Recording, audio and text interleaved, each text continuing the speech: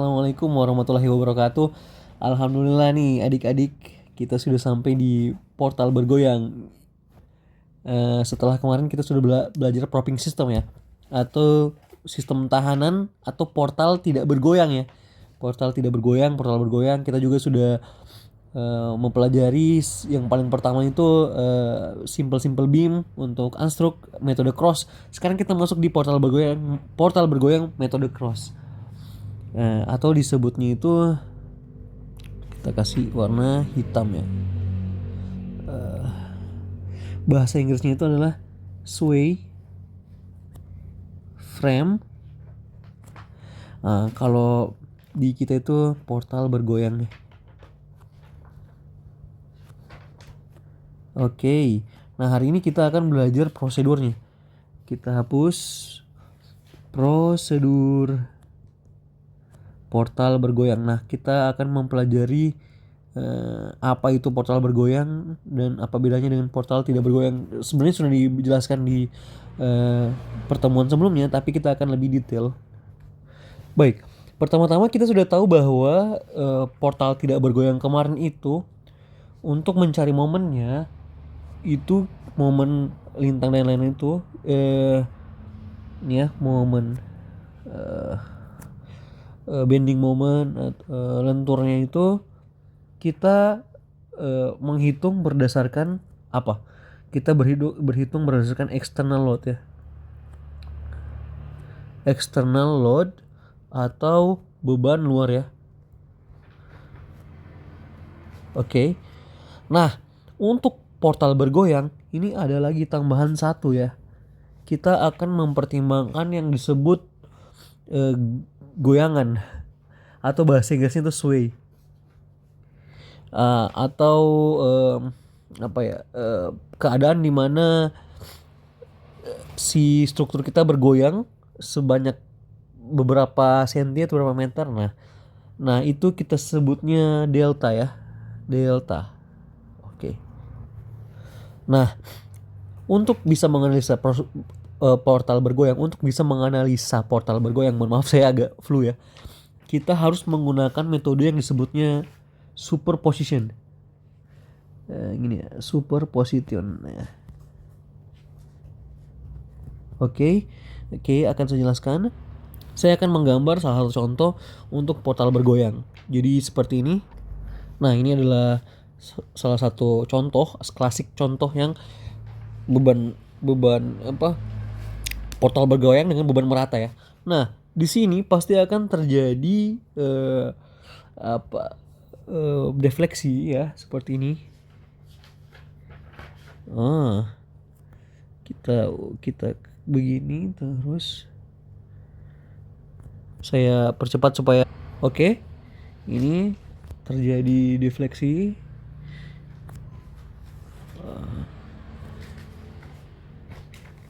Oke. Nah, ya teman-teman ya, seperti itu. Nah, teman-teman bisa lihat di sini beban 5 kN membuat si struktur itu mengalami defleksi seperti yang kita lihat ini. Mengalami tekan ya. Nah, untuk bisa menganalisa struktur ini, maka struktur bergoyang ini, maka kita akan menjumlahkan dua keadaan yang lain. Ya, keadaan pertama adalah dengan propping system atau dengan sistem portal tidak bergoyang. Jadi seperti ini. Jadi saya ulang kembali. Ini sudah jadi ya. Sistem yang kiri adalah portal bergoyang ini. Itu cara mengerjakannya adalah dengan mengkombinasikan pengerjaan dua jenis portal. Jadi portal yang pertama ini yang disebut portal dengan prop system atau portal tidak bergoyang, dengan yang mana kita menambahkan sistem penahan di sini. Nah, yang mana dia akan memicu gaya secara alamiah untuk menyeimbangkan diri sebanyak P kan ya, sebanyak P. Nah, itu yang pertama. Nah, ditambah kita gambar. Nah, ini yang terakhir. Jadi untuk struktur yang ketiga itu adalah struktur yang mengcancel efek dari struktur yang kedua. Nah, jadi kita sudah dapat P ya. Nah, inilah yang disebut superimpose atau superimposition. Metode superposition. Yang mana saya sebut aja di sini ini adalah fase 1. Ini adalah fase 2. Yang ini adalah fase 0. Yang mana jumlah dua metode ini adalah dengan melakukan metode superimpose dengan mengsuperimpose momen dari fase 2 kepada fase 1 itu kita akan mendapatkan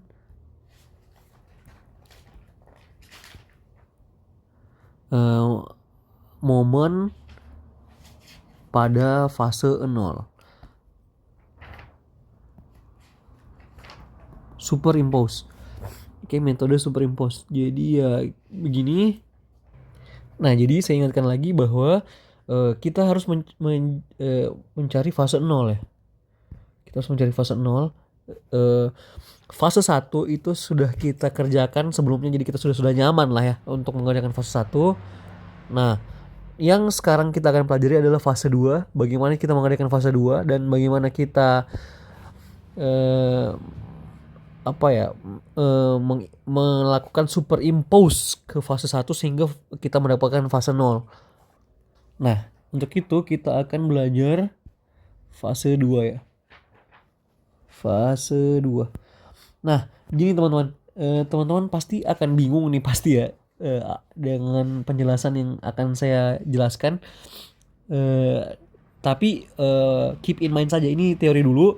Nanti berikutnya akan ada contoh. Nah, di contoh itu teman-teman bisa belajar dan lakukan. Oh iya ya, pasti hasilnya begini ternyata. Oh, hasilnya begini ternyata. Jadi ini hanya teori dulu. Untuk menghitung fase 2, yang pertama adalah kita harus yaitu kita akan mengaplikasikan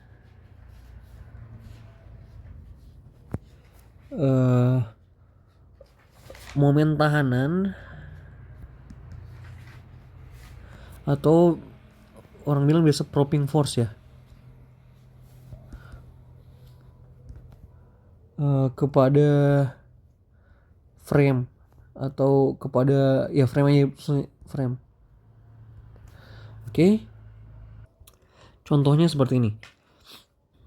Ada struktur jepit-jepit seperti kita lihat di bawah. Di sini akan terjadi kalau dia portal bergoyang akan terjadi refleksi seperti ini. Ya, itu sepanjang delta, kita sebutnya delta ya, itu kan. Nah, di sini akan teraplikasikan momen di atas ya. Nah, FEM-nya itu adalah 6 EI dikali delta per L kuadrat. Sama juga yang di bawah ini FEM BA sama ya. Oke. Nah, tetapi teman-teman, ada masalah nih. Kita tidak tahu berapa nilai delta ya. Kita tidak tahu berapa nilai delta. Kita tidak tahu berapa nilai si struktur itu bergoyang. Kita tidak tahu. Oke, saya catat dulu ya. Kita tidak tahu berapa delta atau pergoyangan yang terjadi ya. Yang terjadi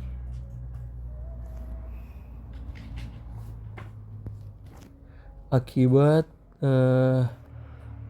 gaya tahanan yang kita propping force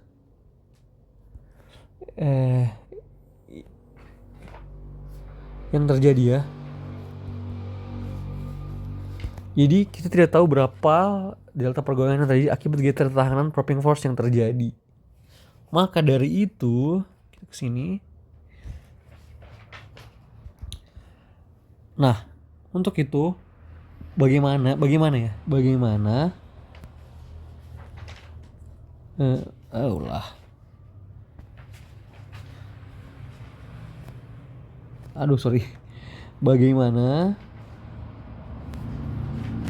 kalau kita itu kita mengasumsikan nilai delta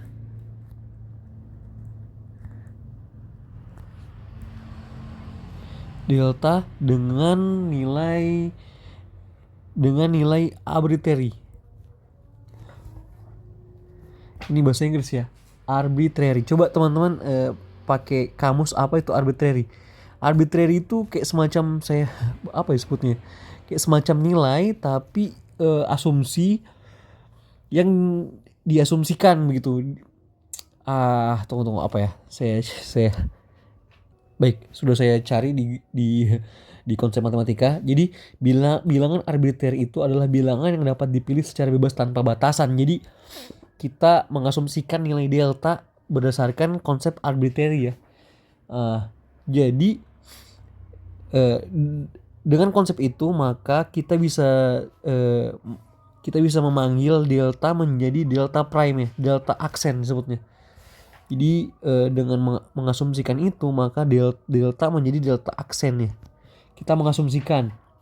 Nah, dengan mengasumsikan delta aksen maka kita bisa mendapatkan nilai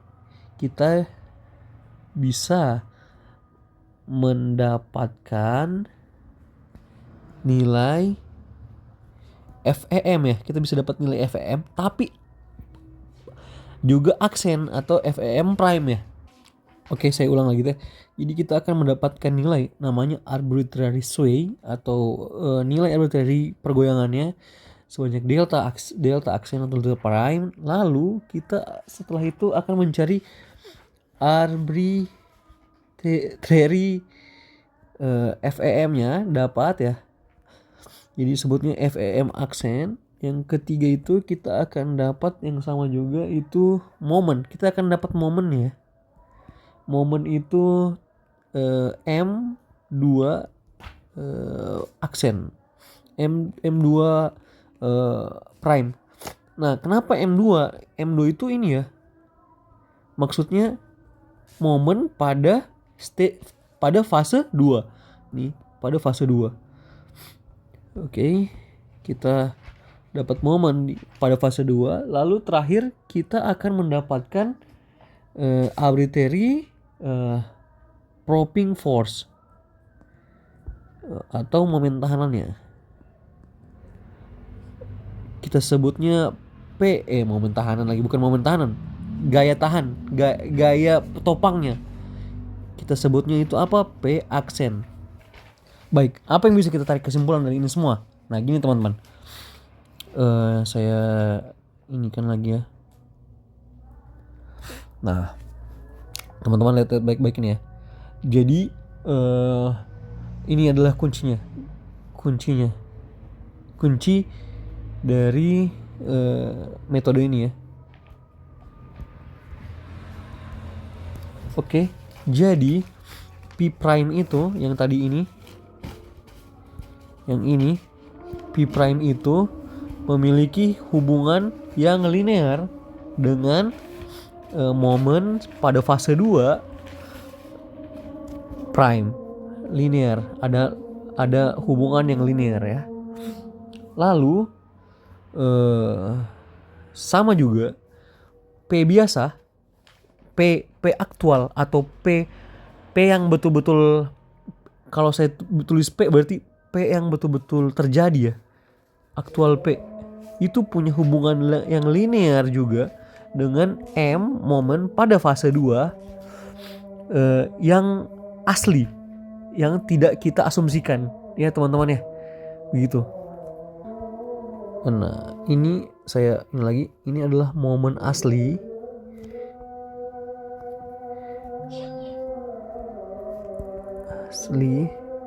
yang terbentuk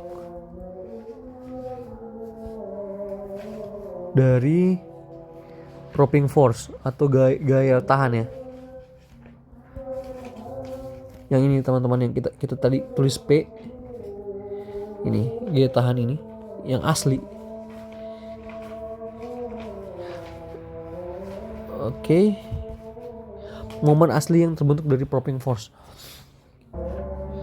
Nah, jadi kita akan menyimpulkan hubungannya yang mana jadi ada yang disebut sway factor ya, sway factor atau faktor bergoyang itu kita sebutnya adalah lambda. Nah, rumusnya adalah lambda itu sama dengan P per P aksen. Nah, ini juga sama ya, terjadi di momen. Jadi sama tadi itu lambda sama dengan momen asli di stage 2 atau di fase 2 per M aksen ya. Berarti kalau saya mau dapat momen itu, berarti saya ada mengalihkan lambda dengan M aksen. Seperti itu ya teman-teman ya. Nah, jadi kita kesini lagi, kita kesimpulan untuk kesimpulan fase 2 atau struktur pada fase 2 ya.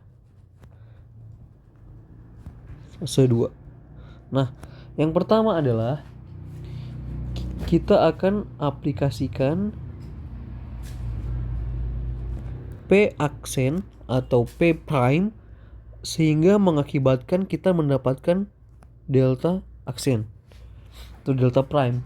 Yang kedua adalah kita akan menghitung seluruhnya dari FEM aksen sampai dengan momen dan lintangnya, momen pada fase 2 aksen, pokoknya semua. Yang ketiga adalah kita akan hitung kembali nilai P aksennya. Kita akan hitung kembali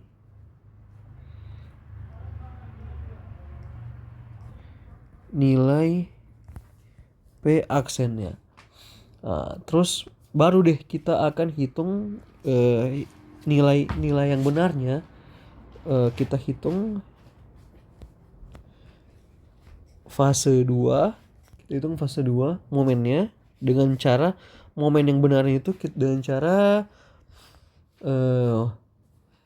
momen itu rumusnya adalah P per P aksen dikali momen